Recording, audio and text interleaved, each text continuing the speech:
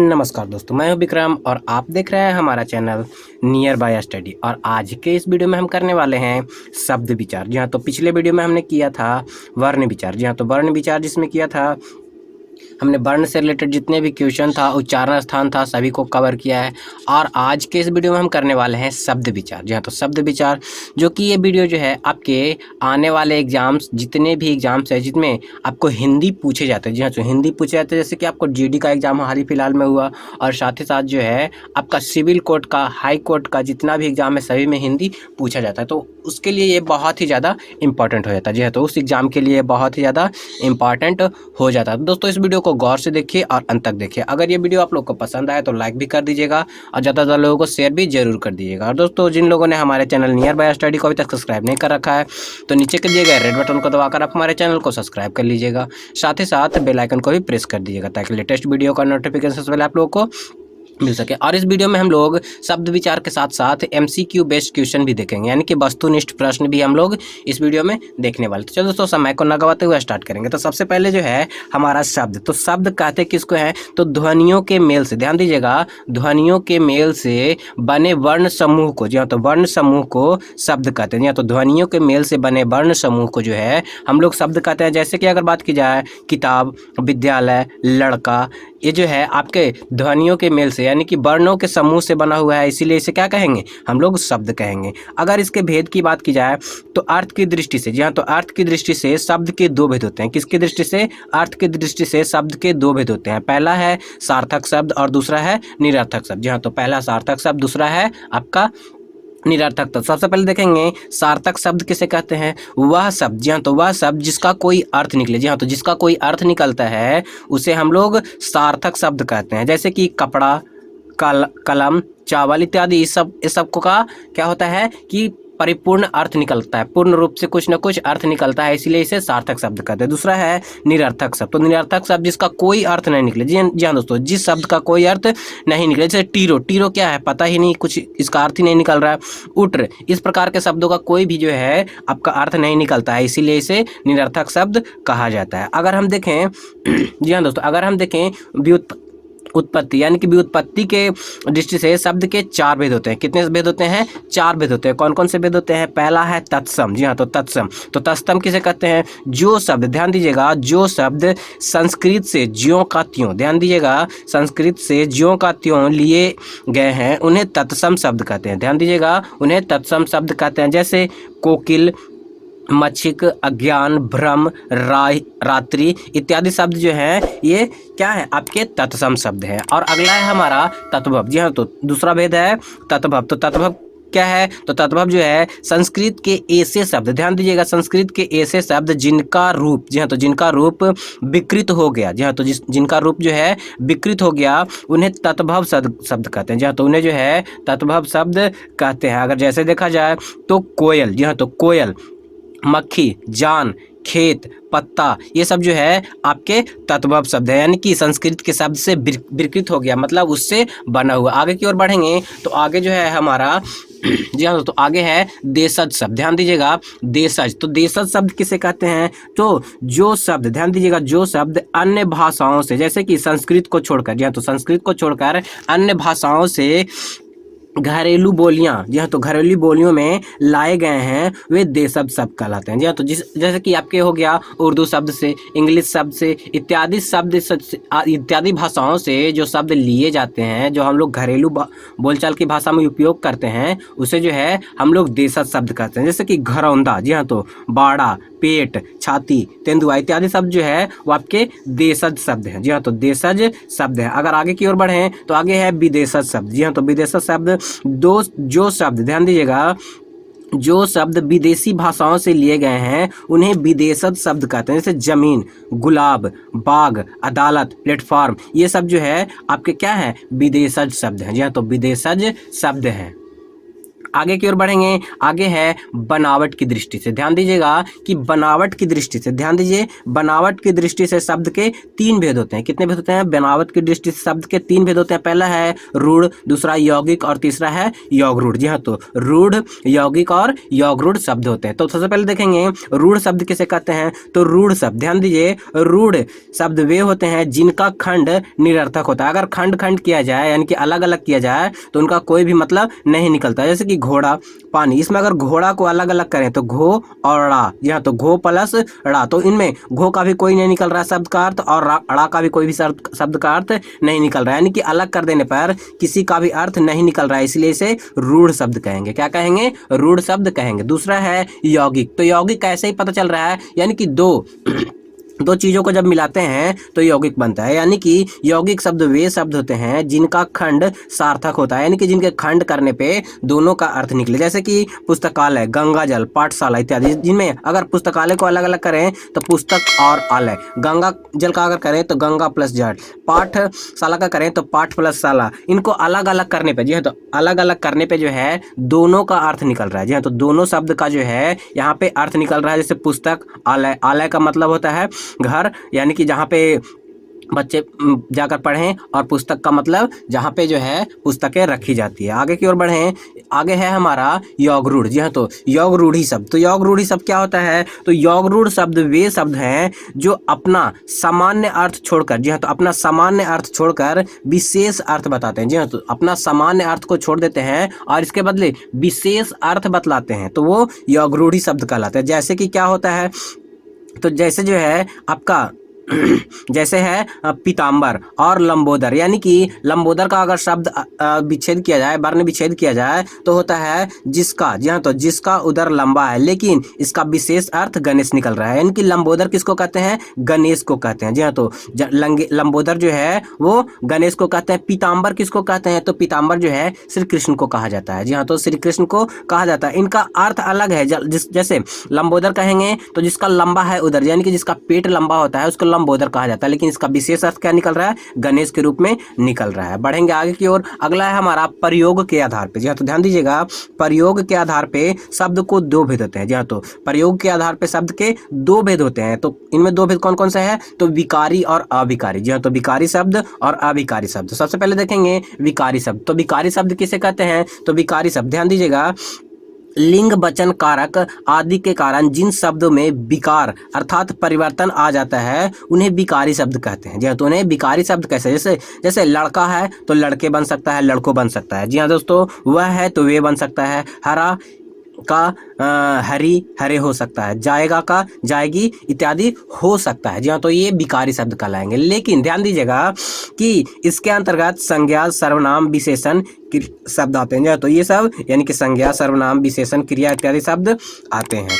चलिए आगे देखेंगे अविकारी शब्द। ध्यान दीजिएगा, अविकारी शब्द। तो अविकारी शब्द जो है किन्हें कहते हैं? तो अविकारी शब्द, ध्यान दीजिएगा, अविकारी शब्द जिनमें लिंग, वचन, कारक आदि के कारण जिनमें विकार अर्थात परिवर्तन ना आए। जी हाँ, तो विकार अर्थात परिवर्तन नहीं आता है उन्हें अविकारी शब्द कहा जाता है। जी हाँ, तो उन्हें अविकारी शब्द कहा जाता है। अगर जैसे की बात की जाए तो भीतर, बिना, वाह इत्यादि शब्द जो है वो इनमें कोई भी विकार उत्पन्न नहीं होता। अगर इनमें बात किया जाए तो क्रिया विशेषण, संबंध बोधक, समुच्चय बोधक और विषम्य आदि बोधक शब्द इनमें आते हैं। जी हाँ, तो इत्यादि आते हैं। अब हम लोग देखेंगे तत्सम एवं तद्भव शब्द की कुछ सूची है, तो कुछ शब्दों को हम लोग देखेंगे जिससे जो है हमारा क्लियरिफाई हो जाए, अच्छे से इसको समझ में आ जाए। तो सबसे पहले है कुंभकार। तो कुंभकार को हम लोग क्या कहते हैं? कुम्हार कहते हैं। पृष्ठ को पीठ के नाम से, मयूर को मोर इत्यादि शब्द जो है क्या है? आपके तत्सम से तत्भव बनाए गए हैं। जैसे भातृ को भाई कहते हैं, जीहा को जीव कहते हैं। जी हाँ, तो जीहा को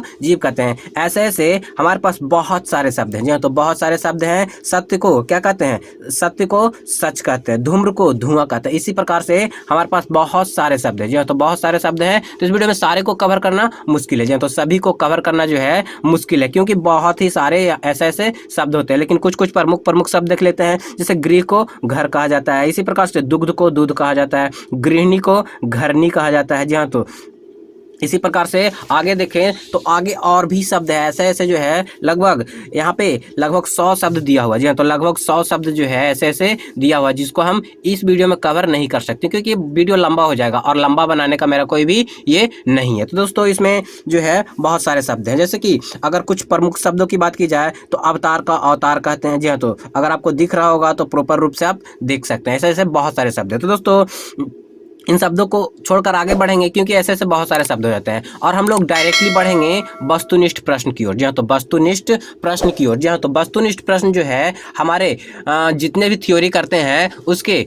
आपके जितने भी थ्योरी होते हैं, जिस प्रकार के थ्योरी हो, उसको अगर हम वस्तुनिष्ठ प्रश्न के रूप में नहीं देखते हैं तो हमारा जो है मेहनत लगभग बेकार है। यानी कि जब तक हम प्रयास नहीं करेंगे, प्रैक्टिस नहीं करेंगे, तब तक जो है हमारा जो थ्योरी पढ़ने का कोई फायदा नहीं होता है। तो सबसे पहले देखेंगे वस्तुनिष्ठ प्रश्न में पहला क्वेश्चन क्या बोला जाए। तो पहला क्वेश्चन बोला जा रहा है सर्वप्रथम भाषा का प्रयोग किस रूप में हुआ है। जी हाँ, तो सर्वप्रथम भाषा का प्रयोग किस रूप में हुआ है। तो जो सबसे पहले हमने पिछले वीडियो में, जस्ट पिछले वीडियो में हमने भाषा किया है। जी हाँ, तो भाषा किया है, तो भाषा में हमने पढ़ा था कि सबसे पहले जो है इसका प्रयोग किस रूप में हुआ है, तो सांकेतिक रूप में हुआ है। जी हाँ, तो सबसे पहले सांकेतिक रूप में हुआ, उसके बाद सांकेत के माध्यम से, उसके बाद मौखिक पहुंचा, उसके बाद लिखित पहुंचा। तो इसका राइट आंसर जो हो जाएगा आपका सांकेतिक हो जाएगा। आगे की ओर बढ़ेंगे तो अगला क्वेश्चन है किसी क्षेत्र विशेष, ध्यान दीजिएगा, किसी क्षेत्र विशेष में बोली जाने वाली भाषा को क्या कहते हैं। जी हाँ, तो किसी क्षेत्र विशेष में बोले जाने वाली भाषा को क्या कहते हैं। तो किसी क्षेत्र विशेष में बोले जाने वाली भाषा को, जी हाँ, तो बोले जाने वाली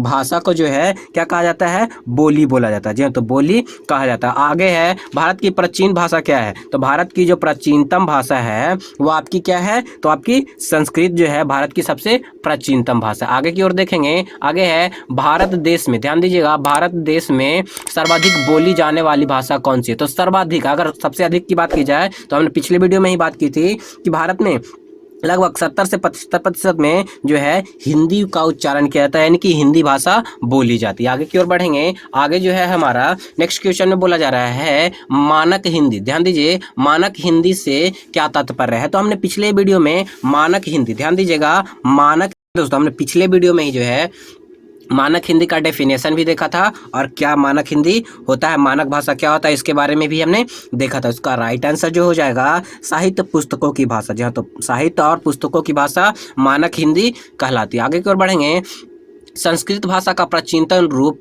कहाँ द्रवित होता है। जी हाँ, तो संस्कृत भाषा का प्राचीनतम रूप कहाँ देखने को मिलता है, यानी कि कहाँ द्रवित होता है। तो इसका राइट आंसर जो हो जाएगा, जी हाँ, तो इसका राइट आंसर जो हो जाएगा ऋग्वेद में। जी हाँ, तो ऋग्वेद में जो है संस्कृति का पूरा विवरण, यानी कि संस्कृत भाषा का जो है प्राचीनतम रूप देखने को मिलता है। आगे की ओर बढ़ेंगे, आगे है साहित्य में प्रयुक्त। ध्यान दीजिएगा कि साहित्य में प्रयुक्त होने वाली संस्कृत भाषा को क्या कहते हैं। तो साहित्य में जो होने वाली, प्रयुक्त होने वाली जो भाषा होती है उसे हम लोग लौकिक संस्कृत कहते हैं। जी हाँ, तो उसे हम लोग लौकिक संस्कृत के रूप में जानते हैं। आगे की ओर बढ़ेंगे, आगे है हमारा हिंदी भाषा किस लिपि में लिखी जाती है। तो बहुत ही ज़्यादा इंपॉर्टेंट क्वेश्चन है, ये बार बार हमारे एग्जाम से पूछा जाता है। तो हिंदी भाषा जो है देवनागरी लिपि में आपको लिखी जाती है। जी तो देवनागरी लिपि में लिखी जाती है। लिपि से रिलेटेड वीडियो भी हमने पिछले में अपलोड कर रखा है, आप चाहें तो आई बटन जो आ रहा है इस पर क्लिक करके हमारा वीडियो देख सकते हैं। आगे की ओर बढ़ेंगे, आगे जो है ये भारतवर्ष में, जी हाँ, तो भारतवर्ष में हिंदी को आप किस वर्ग में रखेंगे। जी हाँ, तो भारत में जो है हिंदी को आप किस वर्ग में रखेंगे। तो हमने पिछले वीडियो में कवर किया है कि भारत जो है, हिंदी जो है भारत की राष्ट्रभाषा है। जी हाँ, तो राष्ट्रभाषा है। आगे की ओर बढ़ेंगे, संविधान की 8वीं अनुसूची में उल्लिखित भाषाओं की संख्या कितनी है। तो संविधान के 8वीं अनुसूची में, ध्यान दीजिएगा, 8वीं अनुसूची में जो भाषाओं की संख्या है वो 18 है। जी हाँ, तो उसमें जो है 18 भाषाएं हैं। जी हाँ, तो 18 भाषाएं हैं, लेकिन अगर संविधान में पूर्ण रूप से भाषाओं की बात की जाए तो 22 यानी कि 22 भाषाओं का वर्णन मिलता है। आगे की ओर बढ़ेंगे, आगे है देव भाषा कौन सी है। जी हाँ, तो देव भाषा जो है वो कौन सी है, बहुत ही इंपॉर्टेंट क्वेश्चन है कि देव भाषा कौन सी है। तो देव भाषा जो है आपकी कौन सी, आप ही बता सकते हैं। तो संस्कृत है। जी हाँ, तो देव भाषा जो है संस्कृत है, क्योंकि संस्कृत हमारे पुरखों से यानी कि देवों देवताओं से भी चली आ रही है। आगे की ओर बढ़ेंगे। हिंदी भाषा का जन्म हुआ, तो हिंदी भाषा का जन्म जो है किस भाषा से हुआ है? जी हाँ, तो हिंदी भाषा का जन्म जो हुआ है वो किस भाषा से हुआ है? तो पाली संस्कृत पाली प्राकृत से। जी हाँ, तो पाली प्राकृत से जो है हिंदी भाषा का जो है जन्म हुआ है। जी हाँ, तो पाली प्राकृत से हिंदी भाषा का जन्म हुआ। आगे की ओर बढ़ेंगे। निम्नलिखित में से, जी हाँ, तो ध्यान दीजिएगा, निम्नलिखित में देवनागरी लिपि कौन सी विशेषता नहीं है? जी हाँ, तो देवनागरी लिपि की कौन सी विशेषता नहीं है? तो देवनागरी लिपि की जो विशेषताओं में अगर बात की जाए तो कुछ वर्णों का उच्चारण नहीं होता है, ये आपका गलत है। जी हाँ, तो ये आपका गलत है। इसके बदले जो हो जाएगा इसके अलावा एक ध्वनि के लिए प्रायः एक ही वर्ग चिन्ह होता है, जैसा उच्चारण वैसा लिखना होता है। स्वयं, जी हाँ, तो स्वर वर्ण और व्यंजन का वैज्ञानिकी वर्गीकरण है। ये आपका सारा का सारा सही है, लेकिन एक आपका गलत। आगे की ओर बढ़ेंगे। संस्कृत भाषा में, जी हाँ, तो ध्यान दीजिएगा, संस्कृत भाषा में कितने शब्द रूप हैं? जी हाँ, तो संस्कृत भाषा की अगर बात की जाए तो कितने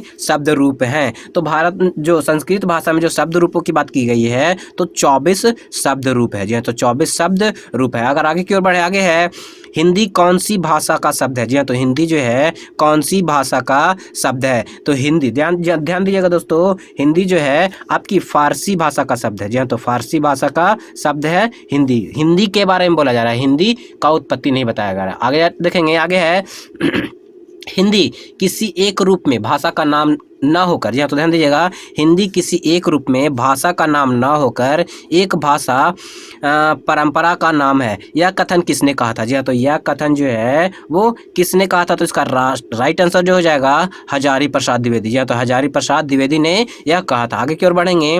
निम्नलिखित में से कौन सी भाषा संस्कृत भाषा का अपभ्रंश है? जी हाँ, तो अपभ्रंश है, यानी कि संस्कृत भाषा का अपभ्रंश है। तो इसका राइट आंसर जो हो जाएगा वो हो जाएगा पाली, यानी कि अपभ्रंश कहा जाए तो आगे की ओर बढ़कर, यानी कि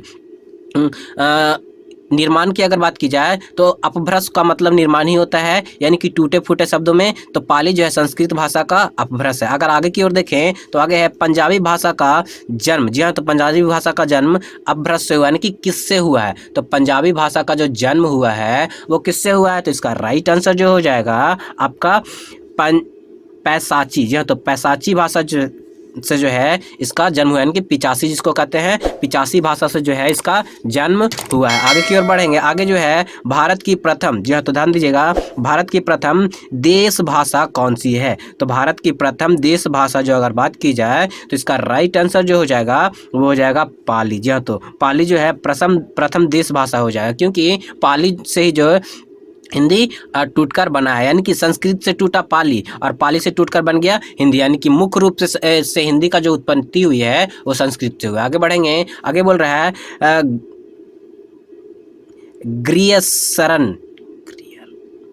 ग्रियर्सन ने किसे देश, जी हाँ, तो किसे देसी हिंदुस्तानी कहा है? जी हाँ, तो किसे जो है देसी हिंदुस्तानी कहा है? तो इसका राइट आंसर जो हो जाएगा खड़ी बोली को। जी हाँ, तो हम लोग जितना भी बोलते हैं वो सारे के सारे खड़ी बोली बोलते हैं, और खड़ी बोली में जो है आपकी क्या होता है? देसी हिंदुस्तानी कहा है किसने? ग्रियर्सन ने। आगे की ओर बढ़ेंगे, अगले क्वेश्चन की ओर। तो हमारा अगला क्वेश्चन जो है वो कहा जा रहा है भाषा साधन है। तो भाषा जो है किसका साधन है? तो भाषा जो है अगर बात की जाए भाषा की, तो भाषा जो है आपके अभिव्यक्ति की साधन है, यानी कि अपने भाव और विचारों को समझाने, यानी कि एक व्यक्ति अपने भाव और विचारों को दूसरे व्यक्ति तक पहुंचाता है, यानी कि अभिव्यक्त करता है। अगर आगे की ओर बढ़े तो आगे है ब्रजबुली। जी हाँ, तो ब्रजबुली नाम से जानी जाती है। तो ब्रजबुली के नाम से कौन सी भाषा जो है वो जानी जाती है? तो इसका राइट आंसर जो हो जाएगा पुरानी बांग्ला। जी हाँ, तो पुरानी बांग्ला जो है ब्रजबुली के नाम से जानी जाती है। अगर आगे की ओर बढ़ते हैं, आगे बोला जा रहा है हमारा ब्रज भाषा। ध्यान दीजिएगा, ब्रज भाषा किस लिपि में लिखी जाती है? तो ब्रज भाषा जो है किस भाषा में, किस लिपि में लिखी जाती है? तो इसका राइट आंसर जो हो जाएगा देवनागरी। जी हाँ, तो देवनागरी। ये सारे के सारे टॉपिक हमने पिछले वीडियो में कवर कर लिया। आप पीछे वाला वीडियो देख सकते हैं, इसके पहले वाले वीडियो, यानी कि इसमें भाषा का हमने डेफिनेशन दिया है और अनेक प्रकार की चीज़ों को एक्सप्लेन किया है। क्यों बढ़ेंगे, ब्रज भाषा का उद्भव हुआ है। तो ब्रज भाषा का उद्भव जो हुआ है किससे हुआ है? तो ब्रज भाषा का जो उद्भव हुआ है वो आपका किससे हुआ है? तो सौरसेनी अपभ्रंश से, जी हाँ, तो सौरसेनी अपभ्रंश से इसका निर्माण हुआ। आगे की ओर देखेंगे लिपि किसे कहते हैं, जी हाँ, तो लिपि जो है किसे कहते हैं। तो इसका राइट आंसर जो है, आप लोग देखिए जरा ध्यान से, उसके बाद बताने का कोशिश कीजिए, कमेंट बॉक्स में कमेंट करने का जरूर से जरूर कोशिश कीजिएगा। हमें पता है कि मैं आंसर बता ही दूंगा, लेकिन फिर भी आप अपने तरफ से कोशिश जरूर कीजिएगा। जी हाँ, तो इसका राइट आंसर जो हो जाएगा, जी हाँ, तो इसका राइट आंसर जो है वो आपका क्या हो जाएगा, भाषा को, जी हाँ, तो भाषा को लिखित रूप में व्यक्त करने हेतु ध्वनियों को अंकित करने के लिए चिन्हों की व्यवस्था को ही हम लोग क्या कहते हैं, आपको लिपि कहते हैं। यानी कि कह सकते हैं सीधे तौर पे, यानी कि लिखने के लिए जिन चिन्हों का प्रयोग किया जाता है वही आपके लिपि के रूप में जाना। तो आगे है किस अपभ्रंश से, जी हाँ, तो किस अपभ्रंश को अबहट के नाम से जाना जाता है। जी हाँ दोस्तों, अबहट के नाम से किसे जाना जाता है। तो इसका राइट आंसर जो हो जाएगा, अपभट के नाम से जो है किसे जाना जाता है, तो इसका राइट आंसर जो हो जाएगा वो बहुत ही ज़्यादा इंपॉर्टेंट है, वो आपका हो जाएगा सी, यानी कि उत्तरकालिक अपभ्रंश। जी हाँ, तो उत्तरकालिक अपभ्रंश जो है अबहट के नाम से जाना। तो आगे की ओर बढ़ेंगे, निम्नलिखित में से कौन सी बोली अथवा भाषा हिंदी के अंतर्गत नहीं आती है। जी हाँ, तो कौन सी बोली और भाषा जो है हिंदी के अंतर्गत नहीं आती है। तो इसका राइट आंसर जो हो जाएगा, जी हाँ, तो इसका राइट आंसर जो हो जाएगा वो हो जाएगा तेलुगु। तेलुगु जो है हिंदी के अंतर्गत नहीं आती। आगे है श्रीलंका में कौन सी भाषा को मगधी, जी हाँ, तो मागधी कहा जाता है। तो यानी जी हाँ दोस्तों, श्रीलंका में जो है कौन सी भाषा को, जी हाँ, तो कौन सी भाषा को जो है वो मागधी कहा जाता है। इसका राइट आंसर जो है पाली को, जी हाँ, तो पाली को जो है मगधी भाषा कहा जाता है। आगे की ओर बढ़ेंगे, उपनिषदों की संख्या कितनी है। जी हाँ, तो बहुत ही ज्यादा इंपॉर्टेंट क्वेश्चन कि उपनिषदों की संख्या, जी हाँ, तो उपनिषदों की संख्या कितनी है। तो आप लोगों को सभी को पता होगा कि उपनिषदों की संख्या जो है टोटल 108 है। जी हाँ, तो टोटल 108। आगे की ओर बढ़ेंगे, वर्ण के उस समूह को, जी हाँ, तो वर्ण के उस समूह को जिससे कोई निश्चित अर्थ निकलता है उसे क्या कहते हैं। जी हाँ, तो अभी हमने बताया कि वर्ण के उस समूह को जिसका कोई निश्चित अर्थ निकलता है उसे शब्द कहा जाता है। जी हाँ, तो उसे क्या कहा जाता है, शब्द कहा जाता है। हमने अभी इसका डिफिनेशन देखा। आगे है निम्न में से कौन सा शब्द तत्सम है। जी हाँ, तो कौन सा शब्द जो है तत्सम है, इसको आपको पहचानना है कि कौन सा शब्द जो है वो तत्सम है। तो उसका राइट आंसर जो हो जाएगा सी, अच्छी जो है वो आपका तत्सम शब्द है। आगे की ओर बढ़ेंगे, निम्नलिखित में से कौन सा शब्द जो है तत्भव है। जी हाँ, तो तत्सम है, सॉरी तत्सम कौन सा शब्द है, तो तत्सम शब्द और तत्भव शब्द जो है यहाँ पे चुनाव करना है। तो इसका राइट आंसर जो हो जाएगा, जी हाँ, तो इसका राइट आंसर जो हो जाएगा वार्ता। वार्ता को हम लोग क्या कहते हैं, बात कहते हैं। जो है तो बात करना, यानी कि वार्ता जो है ये तत्सम शब्द है और तत्भव इसका बात हो जाएगा। आगे की ओर बढ़ेंगे, निम्नलिखित में से कौन सा शब्द तत्भव है। यहाँ पे तत्सम से अब तत्भव पूछा, तो तत्भव की बात की जाए, जी हाँ, तो ध्यान दीजिएगा, तत्भव की अगर बात की जाए तो इसका राइट आंसर जो हो जाएगा, जी हाँ, तो इसका राइट आंसर जो हो जाएगा वो क्या हो जाएगा, तो मुंह। तो मुंह को हम लोग क्या कहते हैं तत्भव में, तो तत्भव में हम तत्सम में हम लोग कहते हैं मुख। जी हाँ, तो मुख कहते हैं,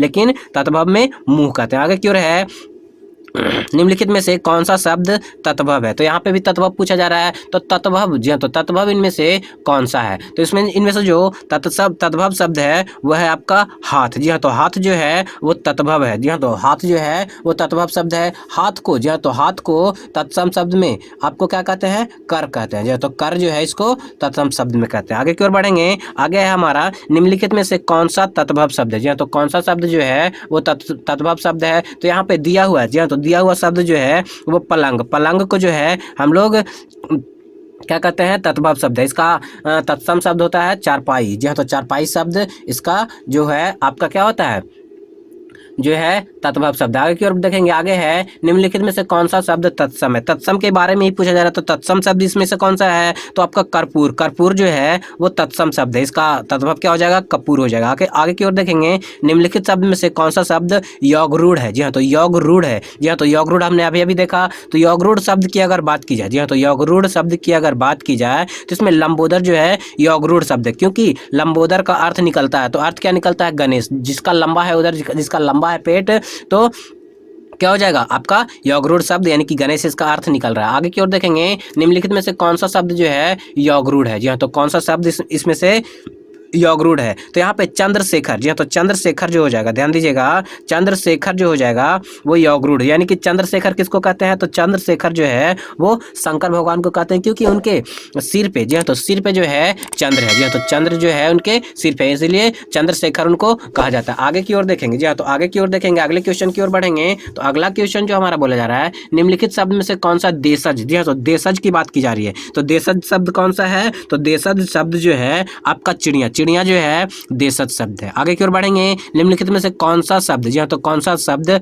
कृदंत है, जी हाँ, तो कृदंत कौन सा शब्द है, तो कृदंत की बात की जा रही है। तो कृदंत शब्द जो है, जी हाँ, तो ध्यान दीजिएगा, कृदंत शब्द जो है मिलावट, जी हाँ, तो मिलावट जो है वो आपका कृदंत शब्द है। आगे की ओर बढ़ेंगे, आगे है, निम्नलिखित शब्द में से कौन सा शब्द तद्धित का उदाहरण है, जी हाँ, तो तद्धित का उदाहरण है। तो तद्धित का उदाहरण की अगर बात की जाए तो तद्धित का उदाहरण जो है अच्छाई है, जी हाँ, तो तद्धित का उदाहरण आपका अच्छाई हो जाएगा। आगे की ओर बढ़ेंगे, निम्नलिखित में से कौन सा शब्द जो है यौगरूढ़ है, जी हाँ, तो यहाँ पे यौगरूढ़ फिर से पूछा जा रहा है। तो यौगरूढ़ शब्द जो है, जी हाँ, तो यौगरूढ़ शब्द कौन सा है, तो यौगरूढ़ शब्द जो है वो आपका कौन सा हो जाएगा, तो इसका राइट आंसर जो हो जाएगा आपका जल निधि, जी हाँ, तो जल निधि जो है यौगरूढ़ शब्द हो जाएगा। आगे की ओर देखेंगे, कौन सा शब्द तद्धितांत है, जी हाँ, तो तद्धितांत कौन सा शब्द है, तो तद्धितांत जो है वो आपका मानवता जो है तद्धितांत शब्द है। आगे की ओर देखेंगे, निम्नांकित में से कौन सा शब्द देशज है, देशज शब्द की बात की जा रही है, तो कौन सा शब्द इनमें से देशज है, तो इसका राइट आंसर जो हो जाएगा वो हो जाएगा आपका पेड़, जी हाँ, तो पेड़ जो है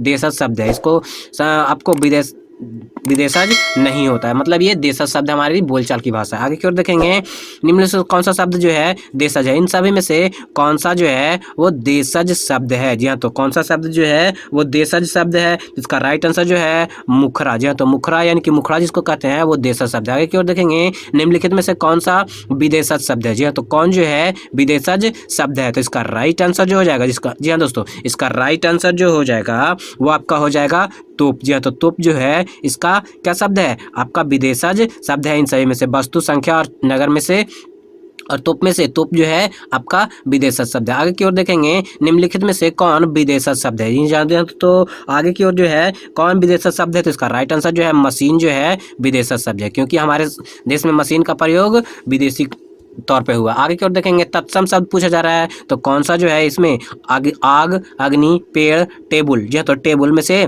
तत्सम शब्द जो है वो कौन सा है, तो इसका राइट आंसर जो है अग्नि, यानी कि अग्नि जो है हमारा तत्भव तत्सम शब्द है, आग का अग्नि बोला जाता है। आगे की ओर देखेंगे, तत्भव शब्द कौन सा है, जी हाँ, तो तत्भव शब्द कौन सा है, तो तत्भव शब्द, जी हाँ, तो तत्भव शब्द की अगर बात की जाए तो तत्भव यहाँ पे बात हो जाएगा, जी हाँ, तो बात होता है, बात को हम लोग वार्ता कहते हैं, जी हाँ, तो वार्ता कहते हैं, वचन, वाणी, ये सब ठीक है। आगे की ओर बढ़ते हैं, आगे है, निम्नलिखित में से देशज शब्द कौन सा है, जी हाँ, तो देशज शब्द की बात की जा रही है, तो देशज कौन सा है, तो देशज, जी हाँ, तो देशज जो हो जाएगा इसके अनुसार आपका पेट हो जाएगा, जी हाँ, तो पेट जो है आपका देशज शब्द हो जाएगा। आगे की ओर देखेंगे, विदेशज या विदेशी शब्द कौन सा है, तो विदेशज या विदेशी शब्द जो है वो आपको स्कूल है, स्कूल नहीं हमारे यहाँ विद्यालय बोला जाता है। आगे है हमारा, जी हाँ, तो हमारे आगे है क्वेश्चन बोला जा रहा है, निम्नलिखित में रूढ़ शब्द कौन सा है, तो रूढ़ की बात की जा रही है, जी हाँ, तो रूढ़ जिसको अलग अलग करने पे जो है कोई भी अर्थ नहीं निकलता है, तो काम जो है, ध्यान दीजिएगा, काम जो है वो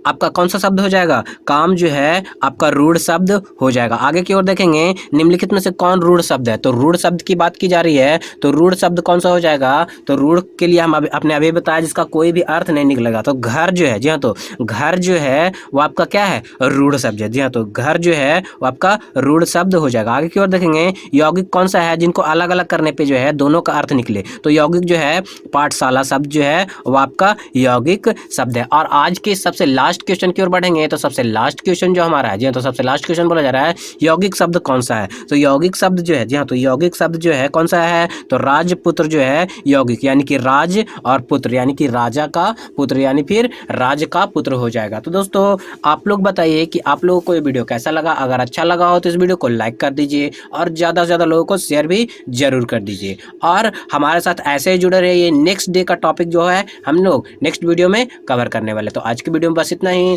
जल्दी मिलते हैं अगले टॉपिक के साथ। और जो लोग हमारे चैनल को अभी तक सब्सक्राइब नहीं किए हैं तो नीचे के दिए गए रेड बटन को दबाकर आप हमारे चैनल नियर बाय स्टडी को सब्सक्राइब कर लिए, साथ ही साथ बेल आइकन को भी प्रेस कर दिएगा ताकि लेटेस्ट वीडियो का नोटिफिकेशन सबसे पहले आप लोग को मिल सके। तो आज की वीडियो में बस इतना ही, जल्दी मिलते हैं अगले टॉपिक के साथ।